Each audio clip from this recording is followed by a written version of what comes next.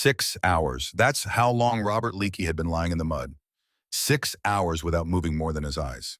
6 hours watching a single point in the canopy, 230 yards away, where three branches met in a fork that didn't quite sway like the others when the wind pushed through.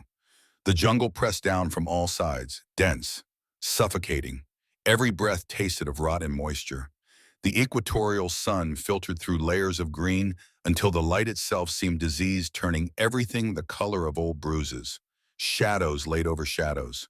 Vines thick as a man's arm hung like nooses. And somewhere up there, hidden in that infinite ceiling of leaves, three Japanese snipers were hunting. They'd already killed 11 Marines in the past 48 hours. Professional kills, headshots, throat shots. Men who died before the sound of the rifle crack reached their ears. The bodies still lay where they'd fallen because nobody was willing to walk into that killing ground to retrieve them. Not even at night, not even with smoke cover. The snipers owned this ridge the way a spider owns its web. But today, the web had a new visitor. And Robert Leakey wasn't prey. He was something the Japanese snipers hadn't encountered before. He was a hunter who'd learned his craft in mountains half a world away, where patience wasn't a tactic, but a way of life.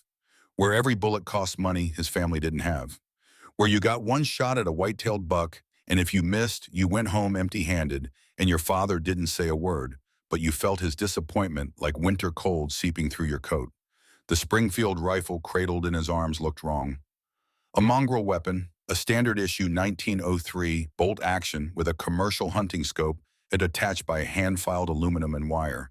The other Marines called it the mailbox. Said it looked like someone had duct-taped a telescope to a broomstick.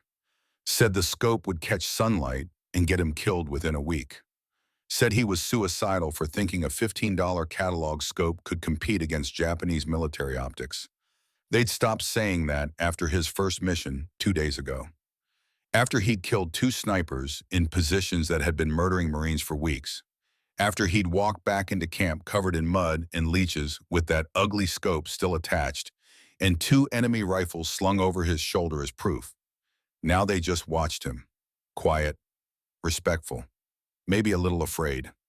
Leakey shifted his weight by millimeters. A leech had attached itself to his left calf.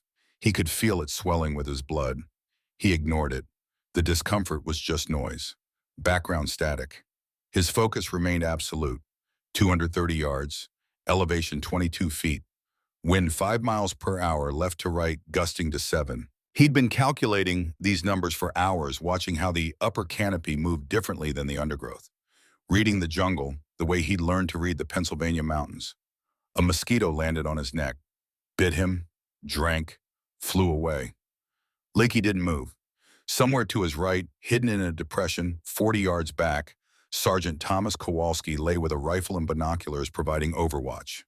The only man in the company who'd believed in the scope from the beginning. The only one who understood what Leakey was trying to do. Montana-born a hunter himself, Kowalski recognized the patience required for this work. Recognized that you couldn't rush a stalk, that the waiting was the weapon. The sun climbed, the temperature rose. Humidity made the air feel solid like breathing through wet wool. Leakey's uniform had been soaked with sweat for the past 5 hours. His muscles screamed from holding position. His lower back felt like someone was twisting a knife into the vertebrae. The beginning of a cramp threatened his right thigh. He breathed through it, shallow, controlled. In the deer stands back home when the cold was so intense you thought your lungs would freeze, you learned to breathe without disturbing your aim. Movement, so slight it barely registered, but Leakey saw it. A shape in the tree fork, not the natural dark of shadow, something angular, man-made, a rifle barrel maybe, or a scope. The Japanese sniper was watching the trail below where 3 Marines had died yesterday, watching and waiting for another patrol to make the mistake of using the same route. Leakey's crosshairs settled on the shape. Center mass, can't see the head through all that camouflage netting, but center mass will do. At 230 yards with a 4-power scope in jungle light, you take what the target gives you. His breathing slowed, his heart rate dropped. 60 beats per minute, 55. This was the zone, the place where time stretched and your body became an instrument of pure precision, where thought disappeared and only execution remained. Exhale, pause between breaths. Crosshair steady on the shape that shouldn't exist in nature. Squeeze. The Springfield cracked. Recoil punched his shoulder. The scope lost the target for half a second as the rifle climbed. When his eye found the position again, the shape was falling, tumbling through branches. A human form wrapped in camouflage netting and vegetation plummeting 22 feet to hit the jungle floor with a sound like a sack of grain dropped from a truck bed. One down. 2 seconds later, the jungle exploded with return fire. Bullets snapped through the air 6 inches above Leakey's head. Bark exploded from the tree he'd used for cover. The crack boom of rifle shots echoed from 2 different positions, northeast and due east. Multiple snipers. Coordinated fields of fire. They'd been working as a team, and he'd just revealed his position by taking the shot. Leakey rolled left, putting a tree trunk between himself and the incoming rounds. His mind was already calculating angles, distances, probabilities. 2 shooters minimum, both elevated, both with clear sight lines to where he'd been 3 seconds ago. They would expect him to retreat, to fall back under covering fire like every other Marine unit had done. They would be wrong. Kowalski's rifle barked from the depression, not aimed shots, suppressive fire into the northeast position, keeping that sniper's head down, giving Leakey 3 seconds to move. 3 seconds was enough. Leakey shifted right, moving perpendicular to where they expected him to go. Low crawl, face in the mud. Springfield cradled in his elbows. 40 feet. Stop, scope up, scan the eastern canopy. There, palm tree, 30 feet up, partial concealment behind a fronds. The sniper was tracking Kowalski's position, lining up a shot on the suppressive fire. Mistake. Fatal mistake. You never focus so hard on one target that you forget about the other threat. Leakey's crosshair found center mass. The Japanese sniper was in profile, leaning out to get the angle on Kowalski. 220 yards. Elevation 30 feet. Wind negligible at this angle. The math was instant, automatic, the product of 1,000 hours of practice. He fired. The bullet struck high center chest. The sniper jerked backward. His rifle fell clattering through branches. His body slumped against the harness that held him to the tree. Not falling, just hanging there like a puppet with cut strings. 2 down.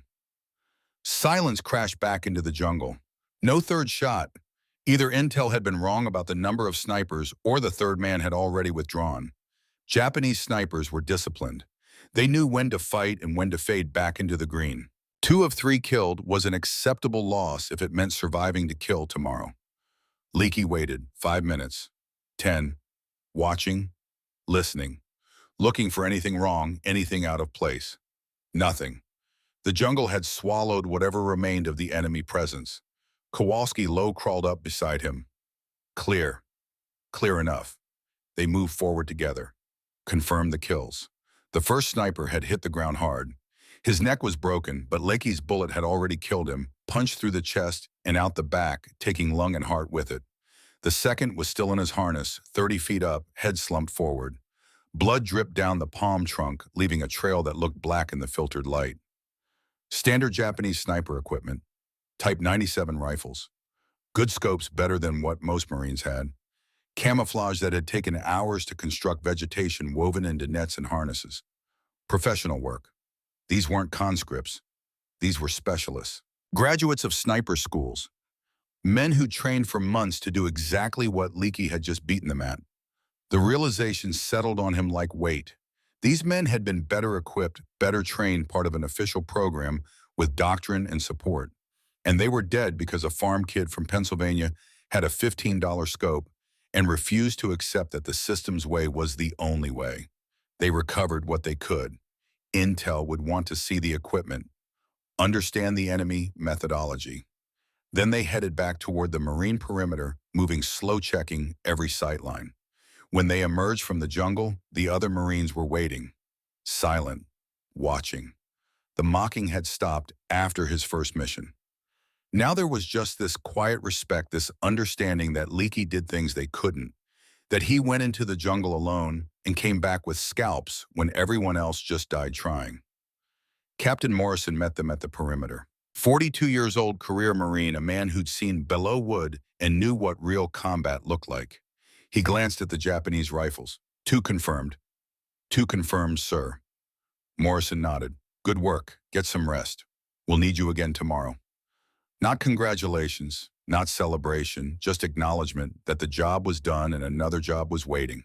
That's how it was on Bougainville. You cleared one sector and two more needed clearing. You killed one sniper team and another moved in to fill the gap. The work never ended. It just got harder. That night, Leakey sat in his tent cleaning the rifle. Broke it down completely. Checked every component. The scope was holding zero despite the improvised mount.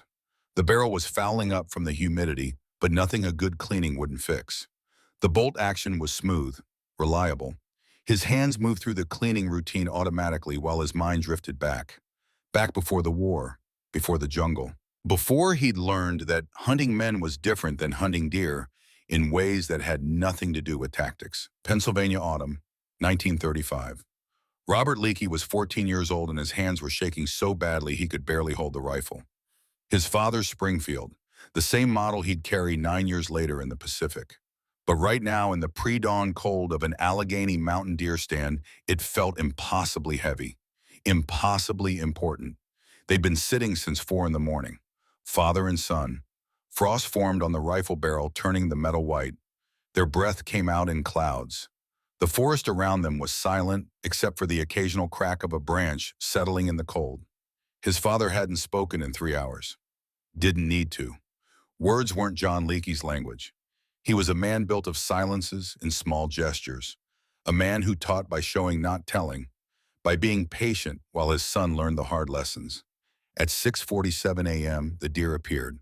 A buck. 8 points. Moving through the hardwoods like smoke. 180 yards downslope, browsing on winter moss. Young Leakey's heart hammered. 120 beats per minute. His palms were sweating despite the cold. This was it. His first real hunt. The moment he'd been preparing for. All those hours of practice with targets. All those lessons about breathing and trigger control. It came down to this. He brought the rifle up, sighted through the iron sights. The buck's shoulder was right there in the notch. Perfect broadside shot. Everything pointed to this being the moment. He pulled the trigger. The rifle cracked. The buck bolted. And Robert Leakey knew instantly that he'd missed. Knew it before the deer disappeared into the laurel. Knew it from the way the rifle had moved, the way his breathing had been all wrong, the way he'd jerked the trigger instead of squeezing. He wanted to cry. 14 years old and trying not to cry in front of his father. The man who never showed emotion, never showed weakness. The man whose approval meant everything. His father's hands settled on his shoulder, just rested there, warm through the canvas hunting coat. Tomorrow, John Leakey said. That was it. Just one word, tomorrow. Not disappointed, not angry, just patient, certain that there would be another chance, another morning, another deer. They sat until full light, didn't speak, didn't need to. Sometimes the lessons that stuck deepest were the ones taught in silence. Robert Leakey went back the next morning, and the morning after that. For 6 years he went back, learning to read the wind by watching how the branches moved, learning to estimate distance by comparing tree sizes and terrain features, learning to control his breathing so that his chest didn't rise and fall when he needed to be still, learning that patience beat speed, that precision beat volume, that respect for the craft mattered more than the kill. By 1941, he could hit a deer's vital zone at 400 yards, could sit motionless for 8 hours in temperatures cold enough to freeze water in his canteen, could track a wounded animal through terrain that would have lost most hunters in minutes. Not because he was naturally talented, because he'd put in 10,000 hours of practice while most kids his age were playing baseball and chasing girls. One other lesson came in 1938 when Robert was 17 and made his first serious mistake. He'd shot a doe. Clean kill, he'd thought. But when he'd found the body and field dressed it, he'd discovered she was pregnant, late term. The fawn had been maybe 2 weeks from birth. He'd come home silent, hadn't told his father, but John Leakey had seen it in his son's eyes, had seen the weight. That night, sitting by the fire, his father spoke more words than Robert had heard in months. Every time you pull that trigger, you're taking a life, not just meat, not just a trophy, a life that had a place in the world. You hunt because you need to, because it's how we feed the family. But you never forget what you're taking. You never stop respecting it. And you never, ever take more than you need. The lesson settled into Robert's bones, became part of how he saw the world. When he enlisted in December 1941, the day after Pearl Harbor, he carried that lesson with him. Precision with purpose. Never waste. Never take more than necessary. Respect what you're doing, even when it's hard. He'd thought that hunting men would be different. Easier maybe because they were the enemy, because they were trying to kill him and his brothers. He'd been wrong. So completely wrong that it would haunt him for the rest of his life. December 8th, 1941, the morning after Pearl Harbor. The radio had crackled with news throughout the previous day. Japanese attack, thousands dead, the Pacific Fleet crippled, America at war. The words had felt unreal in the quiet of rural Pennsylvania. The war had been something happening on the other side of the ocean. Something you read about in newspapers while you worked your shift at the lumber mill and worried about making rent. But Pearl Harbor made it real, made it personal, made it unavoidable. Robert Leakey was 20 years old, working as a sawyer, living in a boarding house in a town with one stoplight. His future was supposed to be simple. Work, save money, maybe buy a small farm, marry a local girl, hunt deer every autumn until he was too old to climb the mountains. Pearl Harbor erased that future. He walked to the recruiting station the next morning, didn't discuss it with his father first, didn't need to. Some decisions you made because they were right, not because they were easy. The Marine recruiter looked him over. Farm strong build, lean, quiet. You hunt? Yes, sir. Good. We need men who can shoot. The paperwork took an hour. By noon, Robert Leakey was sworn in. By evening, he was on a bus to Paris Island. His father came to see him off. Didn't say much, just handed him a small box. Inside was a ball of .30-06 ammunition, 50 rounds, premium hunting loads.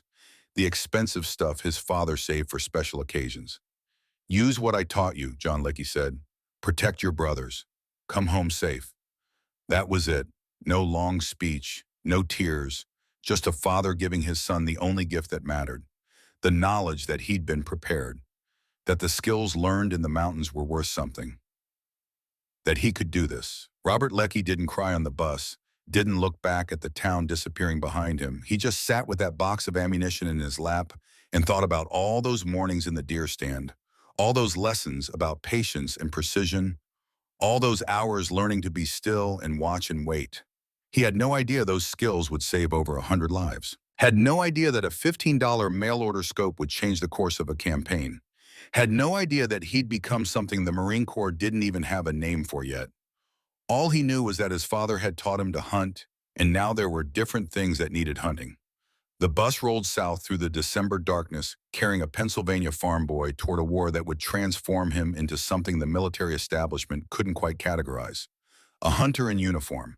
A man who'd learned his trade in the mountains and would perfect it in the jungle. But first he had to survive boot camp, had to learn to be a Marine, had to discover that everything the Corps taught about combat was designed for a different kind of war than the one waiting in the Pacific. Had to learn that sometimes the system's way isn't the right way, that sometimes you have to improvise, that sometimes a $15 scope and a farm kid's patience can do what all the doctrine in the world cannot. March 19th, 1944 was still 3 years away. 3 years of training and deployment in watching the Japanese sniper tactics evolve.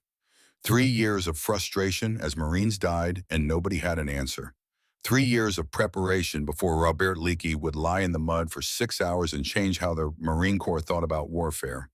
But it started here, on a bus in December 1941, with a box of hunting ammunition and a father's quiet faith that his son was ready for whatever came next. Subscribe to this channel if you believe stories like this shouldn't vanish with time. If you think the quiet heroes deserve to be remembered as much as the loud ones. Let's keep their memory alive together. Because Robert Leakey's story is just beginning. And what happens next will prove that sometimes the most important innovations come not from the top down, but from the bottom up. From individuals who see a problem and refuse to accept that there's no solution. From hunters who understand that patience is a weapon, that precision saves lives. That respect for the craft matters even when the craft is killing. The jungle is waiting. The snipers are hunting. And one Marine with a mail-order scope is about to teach the enemy what it means to be hunted by someone who learned his trade in the mountains of Pennsylvania, where every shot had to count and every mistake stayed with you forever. The morning started like every other morning on Bougainville. Oppressive heat building before sunrise. The smell of jungle rot and diesel fuel and unwashed bodies. Coffee that tasted like mud brewed in rusty helmets. Men moving through routines designed to create the illusion of normalcy in a place where death hid in every shadow. 12 Marines were forming up for patrol, routine reconnaissance. Grid Square Green 7. Lieutenant Morrison was briefing them, pointing at a map, his voice carrying across the camp. Standard patrol pattern. Out 2 miles, swing north recon for Japanese artillery positions, report back. 4 hours, maybe 5. Robert Leakey watched them move out at 08:15 hours from where he sat outside his tent. He knew 3 of the men. Corporal James Voss, a guy from Ohio who'd worked in a steel mill before the war. Always had a smile, always had a story. PFC Rodriguez. Quiet kid from New Mexico who chain smoked and wrote letters to his mother every night. Lance Corporal Chen, Brooklyn-born, talked too much but could fix anything mechanical. Good men, the kind of men you wanted in your foxhole when things went bad. Lecky watched them disappear into the green. Went back to his routine, checking equipment, writing a letter home, trying not to think about the humid weight of another day in the jungle. At 08:43 hours, the jungle erupted with gunfire. Not the usual scattered shots, not the sustained roar of a firefight, just 3 distinct cracks. Spaced, deliberate, professional. Then silence. Then the radio traffic exploded. Panicked voices, units calling for support, casualty reports coming in fragments. Contact, sniper, multiple casualties. Can't locate shooter. Pinned down, need immediate extraction. Lecky was on his feet before the first radio call finished. Moving toward the command tent, not running. Marines didn't run unless rounds were incoming, but moving fast that controlled urgency of men who'd been in combat long enough to know when things were bad. Captain Morrison was already coordinating response. Smoke for cover, suppressive fire, get the wounded out. Standard doctrine for sniper contact. Do everything possible except the one thing that would actually solve the problem, which was finding the shooter and putting a bullet in him. The patrol limped back 40 minutes later, 9 men instead of 12. 3 carried on stretchers. 2 of the stretchers were covered with ponchos, which meant the men underneath weren't going to need medical attention. Corporal James Voss was under one of those ponchos. Leakey didn't see the body directly, didn't need to.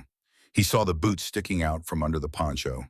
The same boots that had been walking around camp 2 hours ago. Saw the way the Marines carrying the stretcher moved carefully with a kind of reverence that told you everything about what was underneath. Rodriguez was under the second poncho. Throat shot, Leakey learned later. Had probably drowned in his own blood in the 30 seconds it took his heart to stop. Chen was on the third stretcher, wounded but alive. Right shoulder through and through. He'd probably live, but his arm was going to be useless. 3 casualties and 3 shots. Professional work. Japanese sniper doctrine at its finest. That night, Lecky volunteered for body recovery. They waited until after dark, moved out with minimal light, found the position where the patrol had been hit. Voss's body had been lying in the sun for 9 hours.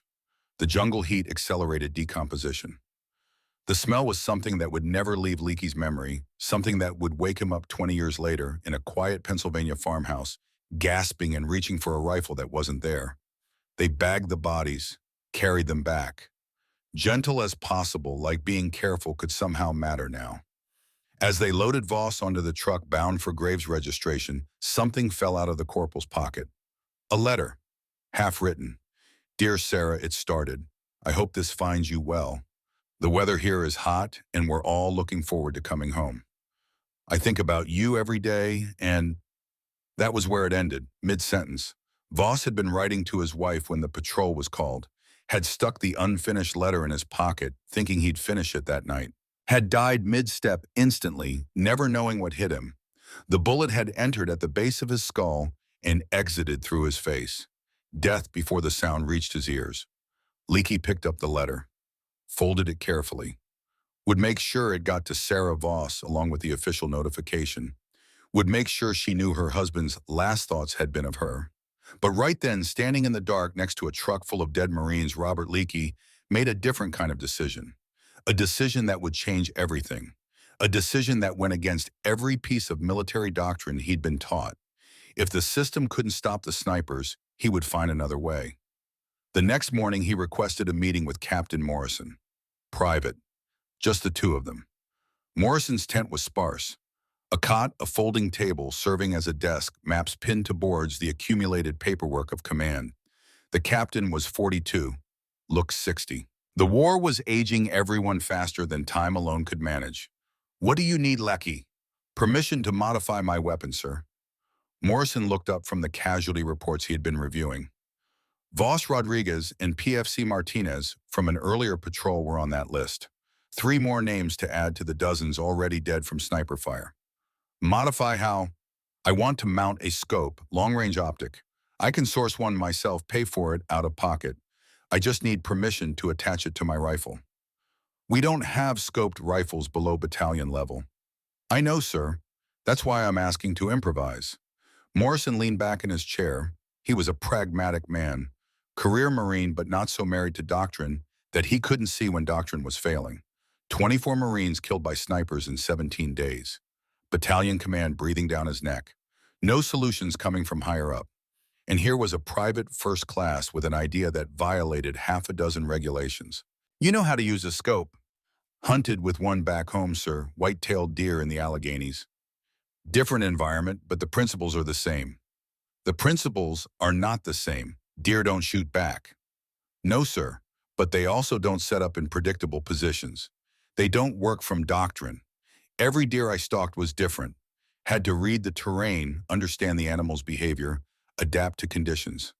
Japanese snipers are trained, but they're following patterns. I can read patterns. Morrison studied him. Leakey wasn't the typical Marine. Didn't have that aggressive swagger most of the young men carried. Was quiet, almost withdrawn. But there was something solid about him. Something that suggested competence rather than bravado. You fail, you remove that scope and never mention it again. You succeed, maybe we can make it official. But right now, this conversation never happened. Understood? Yes, sir. And Lecky, don't make me regret this. That afternoon, Robert Leakey sat down with a Sears catalog that had somehow made its way to Bougainville, probably in someone's care package from home. Found the hunting section. Found the scopes. A Weaver 330C, 4-power magnification, designed for elk and mule deer at extended ranges. $15 plus shipping. He had $42 saved. 3 months of pay minus what he'd spent on cigarettes and the occasional poker game. 15 for the scope, 4 for mounting rings, 3 for express shipping to a rear echelon supply depot. $22 total. About a month's salary to buy equipment the military should have been issuing, but wasn't. He filled out the order form, addressed it to a supply sergeant. He'd befriended a guy from Philadelphia who owed him a favor. Sent it off through the mail system and tried not to think about how many Marines would die while he waited for a package to arrive. The waiting was torture. Worse than combat in some ways. In combat, you could act, could fight back, could at least create the illusion of control. Waiting was passive, helpless. Every day without the scope meant another day of watching men die to an enemy the Marines had no answer for. March 20th, no scope. 3 Marines killed by snipers. March 21st, no scope. 2 more dead. The pattern continued. Day after day of casualties mounting, while somewhere in the vast military supply chain, a $15 hunting scope sat in a warehouse waiting to be processed and shipped. During the wait, Leakey studied everything he could about Japanese sniper tactics, talked to intelligence officers, examined captured equipment when it was available, read after-action reports from other units, built a mental database of enemy methodology. Japanese snipers preferred heights between 15 and 25 feet, used harnesses to stabilize position, could remain motionless for days, worked in teams of 2 or 3 with overlapping fields of fire, targeted officers, radio operators, anyone whose death would create maximum disruption. They were professionals, graduates of dedicated schools where they spent 6 months learning nothing but how to hide and kill. equipped with quality rifles and optics. Operating from doctrine refined over years of warfare in China and Manchuria, the Marines had no equivalent. No sniper program, no specialized training, just standard marksmanship and the assumption that volume of fire would solve every problem. It was failing, catastrophically. And everyone from the privates to the generals knew it, but nobody wanted to admit that the doctrine was wrong. By early April, the casualties from snipers had reached crisis levels. Entire sectors were being declared no-go zones. Patrols required double manning because 50% casualties were expected.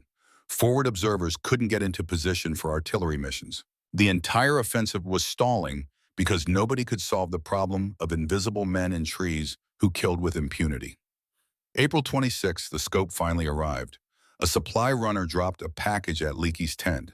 Small box battered from shipping, wrapped in brown paper and tied with string. His name written in the careful handwriting of the supply sergeant in Philadelphia. Leakey's hands shook as he opened it, not from fear, from anticipation, from 6 weeks of waiting and watching men die and knowing that maybe, just maybe, this could help. The scope was smaller than he expected. 4-power magnification sounded impressive in the catalog, but the actual optic was compact, barely 8 inches long. The lens had a scratch on it, probably from rough handling during shipping. The mounting rings were simple steel, nothing fancy. It was perfect. The next problem was attaching it to his Springfield. The rifle hadn't been designed for optics. No mounting rail. No provisions for anything except iron sights. He needed to improvise. Leakey scrounged aluminum from a downed aircraft, spent 8 hours filing it by hand into a rough mounting rail, used a combat knife heated in a fire to drill tap holes, created makeshift screws from salvaged wire filing threads by hand, secured everything with a combination of tree sap adhesive and wire wrapping. The result looked like something assembled in a garage by a mechanic with more enthusiasm than skill. Ugly, asymmetric, barely functional, but it held. Bore sighting without proper equipment was guesswork. Leakey removed the bolt, looked through the barrel at a distant target, adjusted the scope until the crosshairs aligned with where the bore was pointing.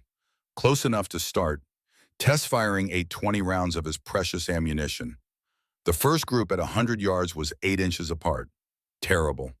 The mount was loose, shifting with recoil. He tightened everything, added rubber padding cut from his boot sole, tried again. 3 inches at 100 yards. Better.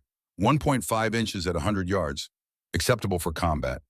The final setup added half a pound to the rifle's weight and 2 inches to its length. The balance was front-heavy, awkward. But Leakey had hunted with heavier rifles in worse conditions.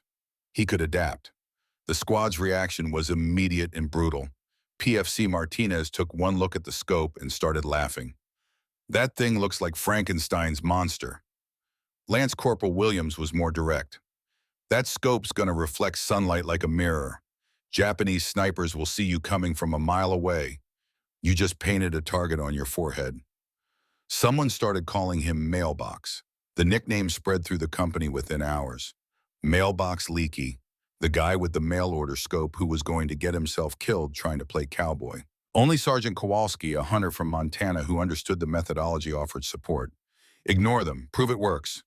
Leakey didn't respond to the mockery, didn't argue, didn't defend himself. He just waited for the chance to let the weapon do the talking. The chance came the next morning, April 27th.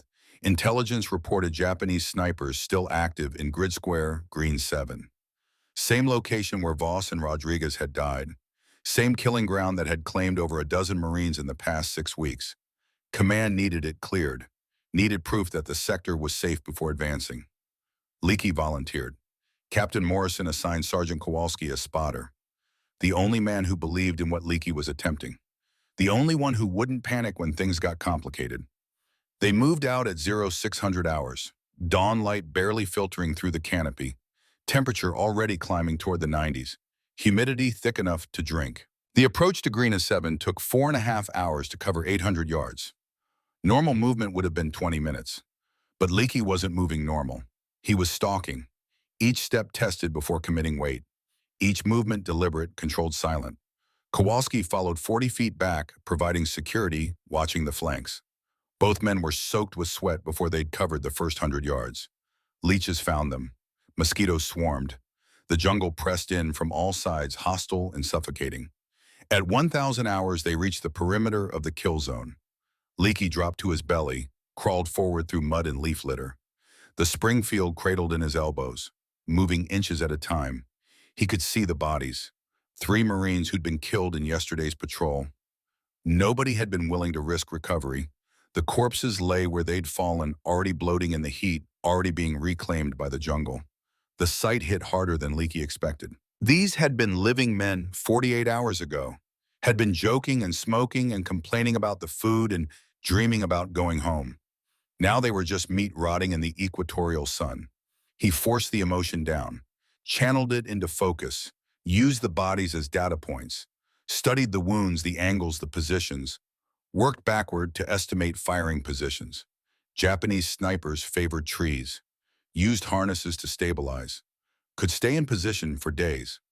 Leakey scanned the canopy, looking not for men, but for wrongness, for shapes that didn't belong, for shadows that were too deep or too angular, for branches that didn't sway quite right when the wind pushed through. 10 minutes of searching, 20, 30. Then he saw it, a section of tree that didn't move with the others when a breeze rolled through the canopy.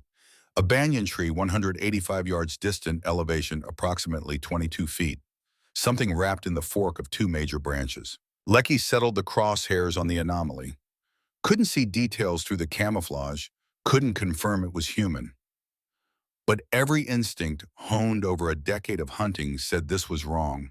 This was prey. Range 185 yards. Wind 5 miles per hour left to right, gusting to 7. Elevation 22 feet upward angle. The calculations were automatic. Muscle memory built from 1,000 practice shots. Breath control. Exhale. Pause in the space between heartbeats where the body was stillest. Squeeze the trigger. Don't pull. Squeeze. The Springfield cracked. Recoil. Scope lost the target for half a second. When his eye found the position again, a body was falling. Human form wrapped in netting and vegetation. Tumbling through branches. Hit the ground with the wet thud of dead weight. Kowalski whispered, "Tango down." 2 seconds later, hell arrived. Bullets snapped through the air. Not random spray. Precise fire from 2 different positions, northeast and due east. The Japanese had been working as a team, and Leakey's shot had just revealed his position to the survivors. He rolled left, putting a massive tree trunk between himself and the incoming fire. Bark exploded where his head had been a moment before. The crack boom of rifle shots echoed through the jungle. Multiple snipers, coordinated fields of fire. This wasn't a single shooter. This was a professional team with overlapping coverage. Leakey's mind was already calculating. 2 shooters minimum, both elevated, both with clear sight lines to his previous position. They would expect him to withdraw. Every other Marine unit had withdrawn under this kind of fire. He wasn't withdrawing, he was adapting. Kowalski opened up with suppressive fire into the northeast position. Not aim shots, just volume forcing that sniper to keep his head down. Buying Leakey 3 seconds to reposition. 3 seconds was a lifetime in combat. Leakey moved perpendicular to the expected retreat. 40 feet in a low crawl, face in the mud, Springfield never leaving his grasp. Stopped behind a fallen log. Scope up, scanning the eastern canopy. There, palm tree, 30 feet elevation. Partial concealment behind fronds. The sniper was tracking Kowalski's muzzle flashes, setting up for a shot on the suppressive fire. Fatal mistake. The Japanese sniper was so focused on one target that he'd forgotten about the other threat. Leakey's crosshair found center mass. The enemy was in profile, leaning out to get the angle. 220 yards, elevated 30 feet. Wind negligible from this position. He fired. The bullet struck high center chest. The sniper jerked backward. His rifle fell clattering through palm fronds. His body slumped against whatever harness held him to the tree. 2 confirmed kills in under 5 minutes. Silence crashed back. No third shooter. Either intel had been wrong or the third man had already withdrawn. Japanese snipers knew when to fight and when to fade. Leakey waited. 30 minutes of absolute stillness. Watching, listening, looking for anything wrong. Nothing. The jungle had swallowed whatever remained of the enemy presence. They recovered the bodies.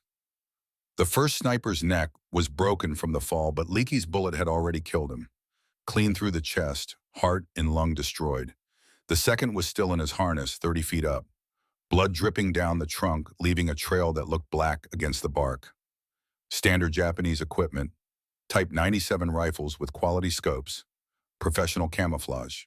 These weren't amateurs. These were elite snipers with months of training and excellent equipment. And they were dead because a farm kid with a mail-order scope had refused to accept that the system's way was the only way. The walk back to camp was quiet.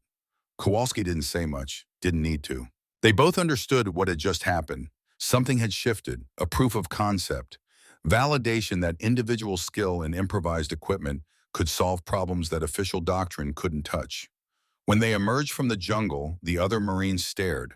The mockery from yesterday was gone, replaced by something else. Respect mixed with unease.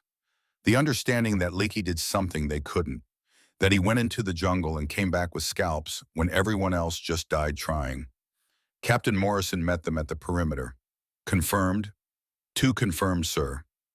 Morrison nodded once. No congratulations, no celebration, just the grim satisfaction of a problem solved and the knowledge that 10 more problems were waiting. Good work. We'll need you again tomorrow. Over the next 3 weeks, Robert Leakey became the answer to a problem the Marine Corps hadn't officially acknowledged. Mission after mission, solo operations or with Kowalski providing overwatch. Methodical, patient, deadly. Kill number 3 came 2 days later. A Japanese sniper positioned in a bombed-out tree almost invisible among the debris. Leakey spotted him by the faint shadow of his rifle barrel. 240 yards, clean shot through a 6-inch gap. Kills 4 and 5 happened during a river crossing operation. Japanese snipers had been killing Marines trying to ford the Torquay River. Leakey submerged himself in the water for 4 hours, partially hidden by the current waiting. When the enemy fired at a patrol, he tracked the muzzle flash and returned fire.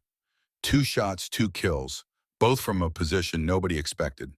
By mid-May, his tally stood at 18 confirmed kills, 18 Japanese snipers eliminated, 18 threats removed from sectors where Marines had been dying daily. The impact rippled outward. Morale improved. Patrols moved with less fear. The psychological weight of invisible death began to lift. But Japanese command noticed. Intercepted communications showed confusion and frustration. Their elite snipers were being eliminated at an unsustainable rate. Some Japanese officers theorized the Americans had deployed a specialized counter-sniper unit. Others believed it was multiple shooters working in coordinated sweeps. None suspected it was one Marine with a hunting scope. The enemy adapted, started working in larger teams, changed positions more frequently, set traps specifically designed to counter Leakey's tactics. The jungle became a chess match between professionals, each side learning from the other's moves. Leakey nearly died twice. Once when he walked within 3 feet of a tripwire grenade. Another time when a Japanese counter-sniper team set up a false target and waited in ambush.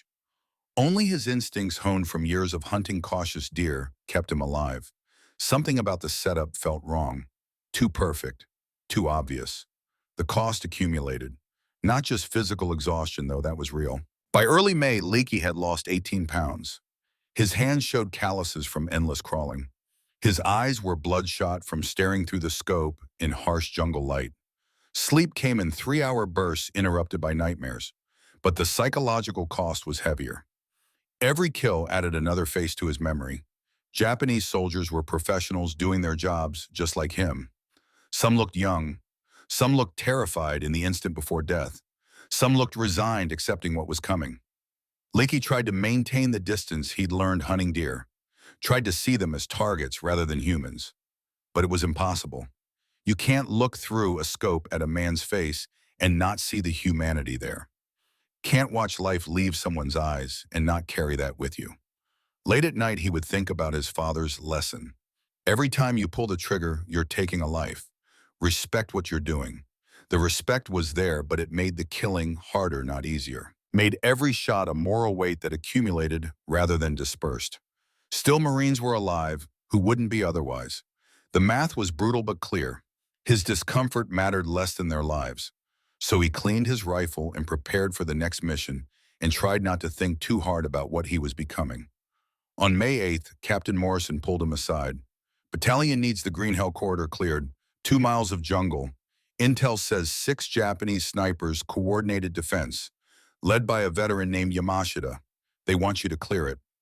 Leakey looked at the map, studied the terrain. Timeline: 1 day. We're attacking through there tomorrow morning, whether it's clear or not. The weight of that settled on Leakey's shoulders. 1 day to eliminate 6 professional snipers in terrain they'd had weeks to prepare. If he failed, Marines would walk into a slaughter tomorrow morning. More Vosses, more Rodriguez, more men dying before they understood what hit them. I'll need to go alone, Leakey said. Morrison frowned. Alone? Spotter slows me down, makes noise. 2 targets instead of 1. For this kind of work, I'm better solo. That's against doctrine. So is everything else I've been doing, sir.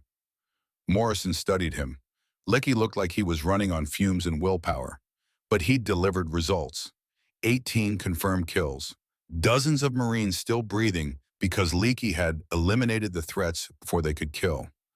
1 day, Morrison said. That's all you get. Sergeant Kowalski found Leakey that evening as he prepared his equipment. You don't have to do this alone. Yes, I do. Why? How did you explain that having someone else there would make it harder, that worrying about another person would divide focus, that this kind of hunting required complete absorption in the environment, in the prey? Because it's the only way I know how, Leakey finally said. Kowalski nodded, understood, even if he didn't like it. Then come back. That's an order. The next morning would bring the biggest challenge yet. 6 professional snipers, a coordinated defense, and 1 Marine with a mail-order scope who'd proven that individual skill could change the tide of battle. But that was tomorrow. Tonight, Robert Leakey sat with his rifle and tried to prepare mentally for what was coming. Tried not to think about the faces he'd already accumulated. Tried not to wonder how many more would join them before this was over. The silent war continued, and the cost kept mounting. But Marines needed him, so he would go into the jungle again. A lone haul, and he would hunt. Because that's what hunters did, even when the prey shot back. Even when every kill took a piece of your soul. Even when you knew you'd carry the weight for the rest of your life. The Green Hell was waiting, and with it, the mission that would define everything that came after. 2 miles of jungle corridor. That was all it was on the map. A narrow strip of green connecting 2 Marine positions. 2 miles that should have taken an hour to traverse. 2 miles that had become a graveyard. 11 Marines killed in 3 days. 8 more wounded. 4 separate patrols had tried to push through. 4 separate patrols had been torn apart by coordinated sniper fire. The Japanese had turned this corridor into a masterpiece of overlapping fields of fire. A killing gallery where every approach was covered, every movement observed, every mistake punished instantly. Intelligence estimated 6 snipers, possibly more, led by a veteran named Sergeant Yamashita, a man who'd been killing since the Manchuria campaigns. A professional among professionals. A ghost among ghosts. Battalion needed the corridor cleared. The entire advance depended on it. Artillery couldn't be called without risking friendly positions. Armor couldn't navigate the terrain. Infantry couldn't push through without unacceptable casualties, which left one option: send Leakey. May 12th dawned hot and humid. Temperature climbing into the 90s before the sun fully cleared the horizon. Moisture hung in the air thick enough to drink. The jungle was already alive with sounds. Birds, insects, the constant background noise that could hide the click of a rifle bolt or the rustle of a sniper shifting position. Leakey entered the southern end of the corridor at 0600 hours, moved like smoke. Each step tested, each movement deliberate. He wasn't walking to cover ground. He was stalking, reading the terrain, looking for signs of enemy presence. Disturbed soil, broken vegetation, anything wrong in the organic chaos of the jungle. The first sniper was positioned exactly where Leakey expected. Southern entrance, early warning roll, set up to observe approaches and alert the team when patrols entered the kill zone. Leakey spent 3 hours approaching via a creek bed, water up to his chest, leeches attaching to every exposed piece of skin.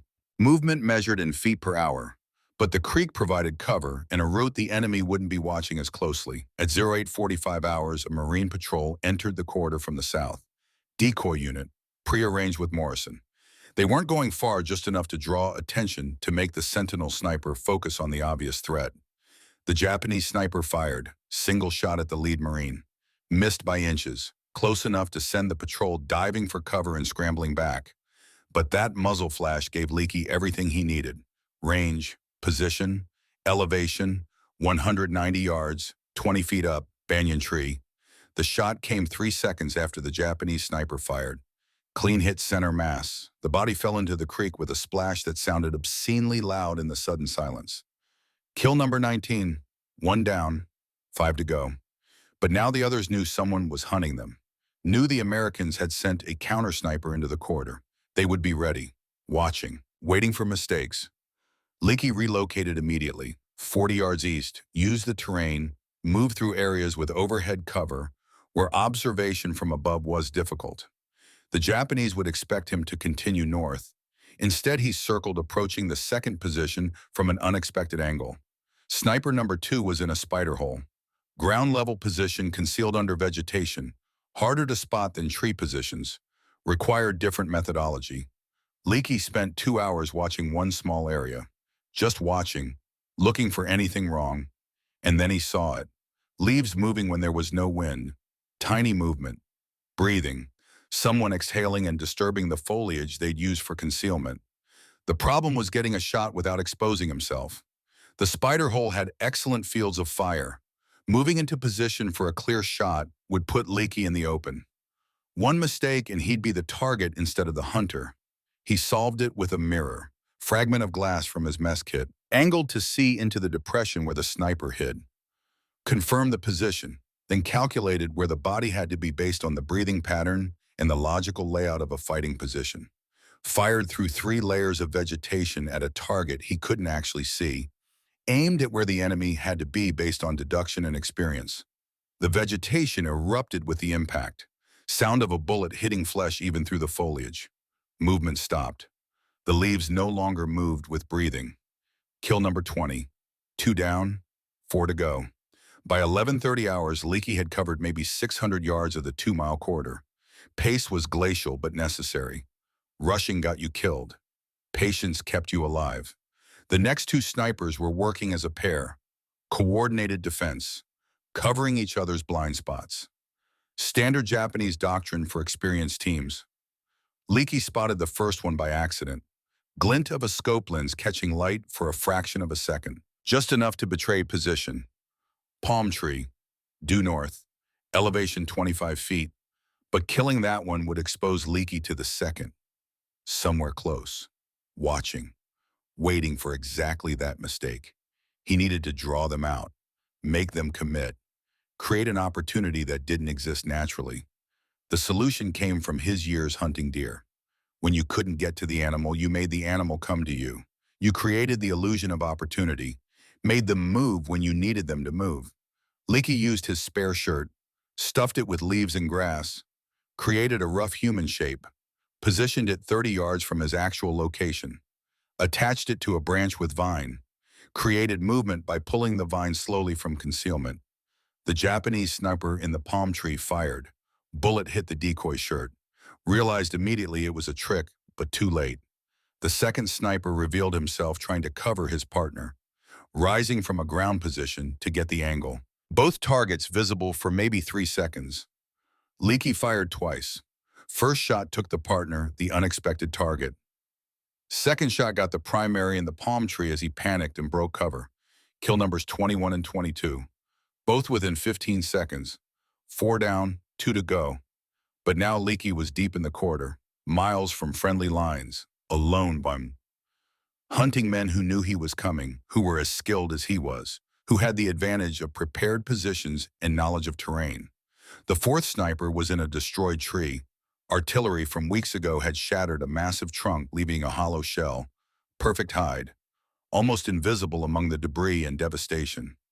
Leakey found him by scope glint. Tiny reflection, there for a fraction of a second, then gone. But enough, the shot was the longest he'd attempted on Bougainville. 315 yards, Uphill angle, through gaps in debris, wind quartering from the right at 7 miles per hour. He took 20 minutes calculating. Elevation adjustment, wind compensation, debris deflection. The bullet would have to pass through a gap no more than 6 inches wide, miss by any margin, and it would hit wood instead of flesh. Breathing control, heart rate down, everything about the moment between deciding to shoot and actually firing. The space where doubt could creep in, where hesitation could ruin everything. Squeeze. The Springfield cracked. Recoil. Scope lost the target. When he reacquired, a hand was visible hanging out of the debris. Not moving, just hanging there like a flag of surrender. Kill number 23. 5 down, 1 to go. Yamashita, the leader, the veteran, the most dangerous of them all. Leakey searched for 90 minutes, scanned every likely position, every tree, every depression, every piece of terrain that offered concealment in fields of fire. Nothing. The Japanese sergeant was either gone or so well hidden that even Leakey's trained eye couldn't find him. The sun was setting, light fading, temperature dropping as night approached. Leakey needed to finish this. Couldn't leave a sniper alive in the corridor. Couldn't fail when he was this close. At 17:45 hours, movement caught his eye. 400 yards north. Someone standing up. Fully visible. Not hiding. Leakey's scope found him. Japanese sergeant. Older than the others. Maybe 35. Standing in a small clearing with his rifle held across his chest. Not aiming, just standing there. Waiting. This was a challenge. Bushido code made visible. Yamashita had watched his team die. Had watched this American sniper systematically dismantle a coordinated defense that should have been unbreakable. And now he was offering a duel. Sniper against sniper. No tricks, no ambushes, just skill against skill. Leakey could have withdrawn. Could have called in artillery now that he knew exactly where Yamashita was. Could have done this the safe way, the smart way, the way that didn't involve accepting a challenge from an enemy combatant. But there was something in him that understood, that recognized the honor in what Yamashita was offering, the acknowledgement that they were the same kind of men doing the same kind of work on opposite sides of a war neither had started. Respect for what you're doing, even when it's hard. The lesson never left him. Leakey settled into position, range 385 yards by his estimate, uphill angle, crosswind at 8 miles per hour. Light fading maybe 20 minutes until sunset made shooting impossible. Both men aimed simultaneously. Yamashita fired first, maybe 0.3 of a second ahead. His bullet hit the tree 6 inches from Leakey's head. Close enough that bark splinters cut his cheek. Close enough to kill if the Japanese sergeant's wind calculation had been slightly different. Leakey fired, center mass, clean, precise, respectful in its efficiency. Yamashita fell, just dropped like someone had cut his strings. Kill number 24. 6 snipers, 1 day. Mission complete. Leakey approached the body carefully. Could still be a trap. Japanese soldiers had used dying men as bait before. But Yamashita was truly dead. Leakey's bullet had taken him through the heart. There was a photo in the dead man's pocket. Wife and 2 children. Young kids, maybe 6 and 8 years old. Smiling at a camera somewhere in Japan. A family waiting for a husband and father who would never come home. There was a journal, written in Japanese that Leakey couldn't read. The last entry, translated weeks later by intelligence, said, "American sniper is skilled. If I fall, tell my son his father fought well." There was a short sword, samurai blade, family heirloom maybe. Something passed down through generations that had ended here in the jungle mud. Leakey took only the rifle identification tag, left everything else with the body, the sword, the photo, the journal. Let Yamashita keep his dignity in death. Let whoever found him understand this had been a soldier, not just a target. The walk back took until full dark. Leakey emerged from the jungle at 2100 hours, 15 hours after entering, covered in mud and blood and the accumulated filth of stalking through a nightmare, exhausted in ways that went beyond physical. Captain Morrison met him at the perimeter. "Status 6 confirmed. Corridor is clear, sir." Morrison studied him. Leakey looked like death, pale under the dirt, eyes sunken, hands shaking slightly. You need medical attention. I need sleep, sir. Just sleep. That night, lying in his tent, Robert Leakey tried to sleep and couldn't. Every time he closed his eyes, he saw Yamashita falling, saw the photo of his children, saw the honorable challenge in the acceptance of death. 24 men he'd killed in less than 2 months. 24 lives ended by his precision and patience. 24 faces that would visit him for the rest of his life. The next morning, the battalion pushed through the Green Hell corridor. 0 sniper casualties. The advance that had been stalled for weeks resumed. All because one man with a mail-order scope had done what an entire military doctrine couldn't accomplish. But there was no celebration, no medals, no formal recognition. Captain Morrison tried, wrote up Leakey for a Bronze Star at minimum, documented the 24 confirmed kills, the lives saved, the strategic impact, sent it up the chain of command. It was denied, not because Leakey hadn't earned it, because acknowledging him would mean acknowledging that the system had failed, that a private first class with improvised equipment had done what professional military planning couldn't achieve. Morrison delivered the news privately. I'm sorry, I tried. Leakey just nodded. Wasn't doing it for medals, sir. I know, but you deserved recognition. Marines are alive. Who wouldn't be if I hadn't done this? That's recognition enough. May 15th, operations on Bougainville transitioned to defensive posture. The island was secured, counter-sniper missions ended. Leakey returned to standard infantry duties. The Springfield was stored. The mail-order scope was removed and packed away. The hunter became just another rifleman. Part of him felt relief. No more stalking through jungles alone. No more patient hours waiting to kill. No more faces added to the collection that haunted his dreams. Just regular combat where you shot at an enemy you could see and didn't have to think about whether they had families or dreams or letters they'd never finish writing. But part of him felt lost. For nearly 2 months, he'd had purpose, had been saving lives in a direct, measurable way, had been using skills honed over a lifetime to solve problems nobody else could touch. Going back to standard infantry felt like going backward. The war continued. Peleliu in September, one of the bloodiest battles in the Pacific. Cave-to-cave fighting that made Bougainville look tame. Leakey brought his Springfield, but never used it for sniping. The combat was too close, too brutal, too immediate for patient stalking. He survived. Many didn't. In late July, Sergeant Kowalski was rotated stateside. Medical discharge for chronic malaria and shrapnel wounds that wouldn't heal properly in the jungle humidity. Before he left, he found Leakey one last time. You did good work, Kowalski said. Saved a lot of lives. You were part of it. Couldn't have done it without someone watching my back. Maybe, but you were the one who went into the jungle. You were the one who made the shots. Kowalski paused. It's going to stay with you. The faces, the weight. I've seen it before. Just know it doesn't make you weak. Makes you human. Leakey nodded, didn't trust himself to speak. And Lecky, when you get home, don't try to do it alone. Find someone who understands, or at least someone willing to sit in the silence with you. They shook hands. Kowalski left the next morning.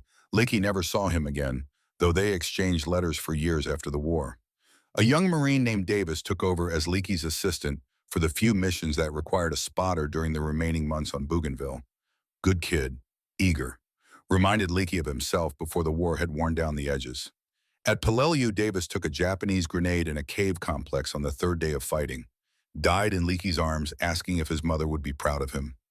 She'll be proud, Leakey told him. You did your duty. You were brave. Davis died with that comfort. Leakey added another face to the collection. Every death added weight. Every friend lost was another burden carried. By the time Japan surrendered in August 1945, Robert Leakey had seen enough death to fill several lifetimes. Had killed 24 men as a sniper and probably dozens more in conventional combat. Had watched friends die in ways that would never leave his memory. Discharge came in October 1945. Honorable service.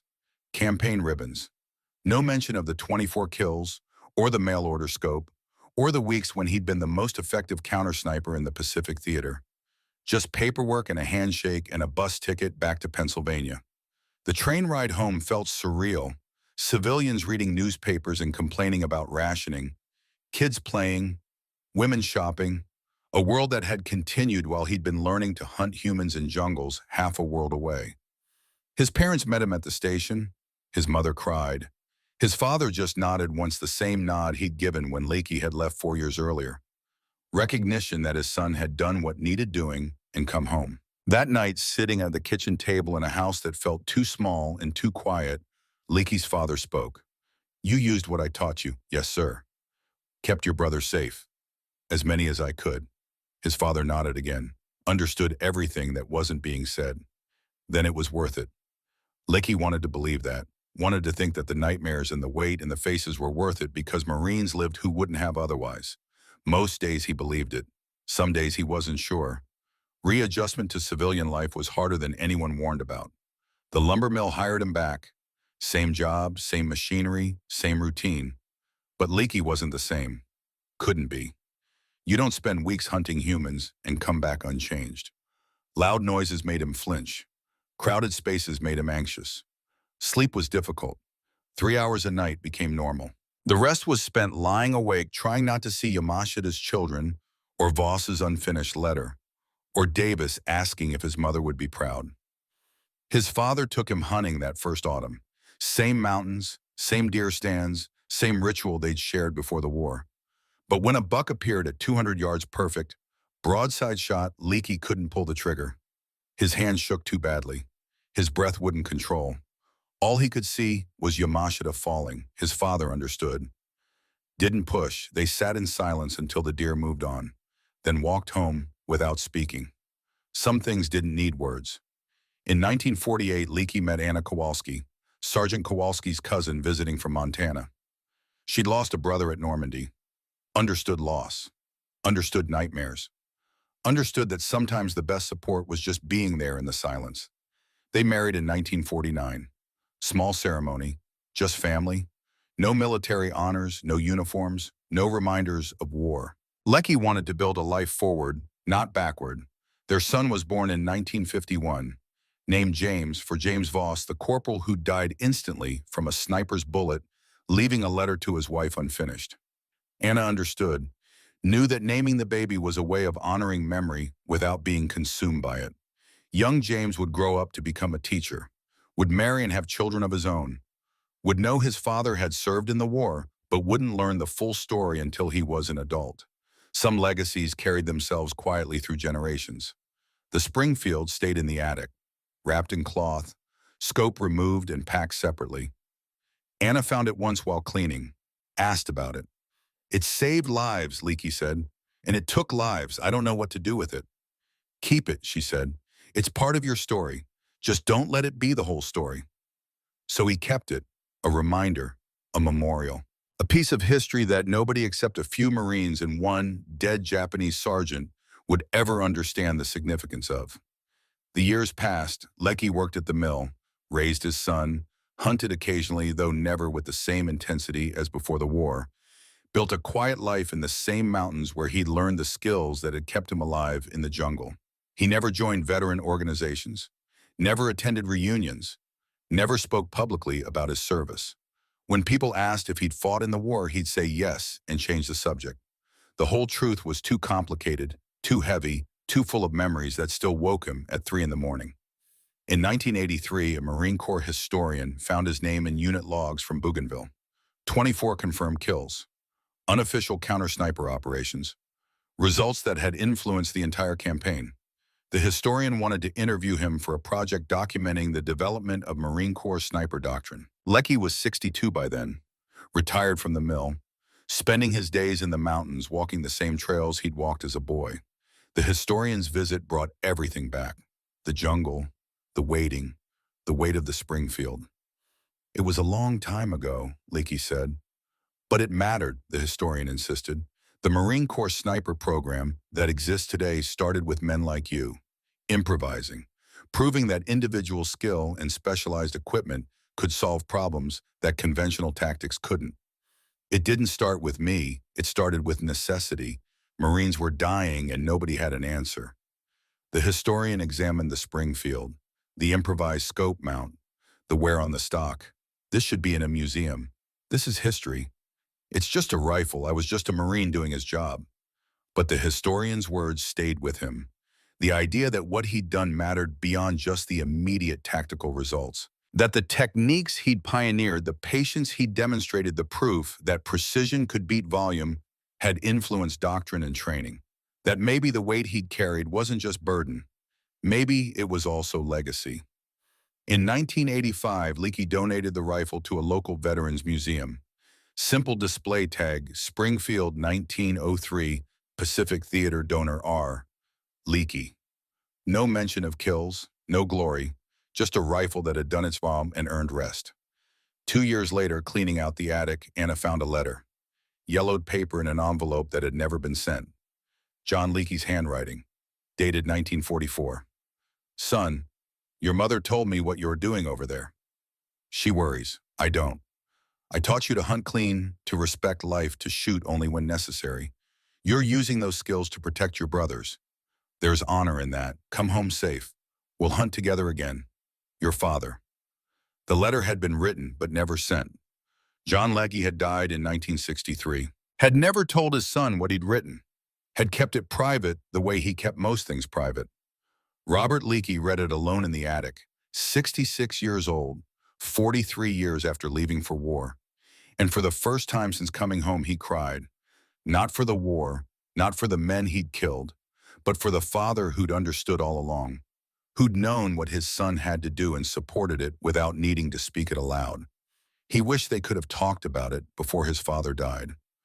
Wished he could have said thank you for the lessons that had kept him alive and sane. Wished he could have explained that the hardest part wasn't the killing, but living with it afterward. But maybe his father had known that too. Maybe that's why he'd never pushed, never asked. Just let his son carry the weight in silence, the way he'd carried his own burdens from the First World War. Robert Leakey died in 1992, 71 years old. Heart attack while walking in the mountains he loved. Quick and painless, Anna was with him. His last words were about the deer stands, about patience, about the place where he'd learned that precision and respect mattered more than speed. The funeral was small, local, family and a few friends. No military honors by his request. Just a simple burial in the same mountains where he'd learned to hunt, where his father had taught him the skills that would save over 100 Marines and cost him pieces of his soul he'd never fully recovered. His son James spoke at the funeral. My father was a quiet man. He taught me to hunt, to be patient, to respect the craft of whatever you did. I didn't learn until I was an adult what he'd done in the war. 24 enemy snipers, over 100 Marines saved, and he never spoke of it, never sought recognition, just came home and lived the best life he could with what he carried. Anna added simply, he was a man who did what needed doing, then lived with the count. That's all any of us can ask. The Springfield sat in the museum for years, unknown, unremarkable, just another rifle in a case full of similar weapons. The curator didn't know its history, didn't know that the scratch scope and improvised mount represented a revolution in military thinking, that this weapon had proven individual skill could change campaigns. In 2015, a Marine Corps Scout sniper instructor visited the museum during the leave. Pennsylvania native, saw the rifle, read the basic description. Something nagged at him. The date, the location, the donor name. He researched, found the 1983 historian interview notes, found unit logs from Bougainville, cross-referenced dates and kills and equipment descriptions. Realized what he was looking at. This wasn't just a rifle. This was where it started, where the Marine Corps sniper program that trained him had its roots, where a farm kid with a mail-order scope had proven that patience and precision could save lives when doctrine and volume failed. He brought his scout sniper class to the museum, unofficial field trip, stood them in front of the case and told them the story. 24 confirmed kills, improvised equipment, solo operations, results that influenced doctrine decades later. A young lance corporal from Pennsylvania, 22 years old, stood looking at the rifle for a long time. Finally asked, did he get the Medal of Honor?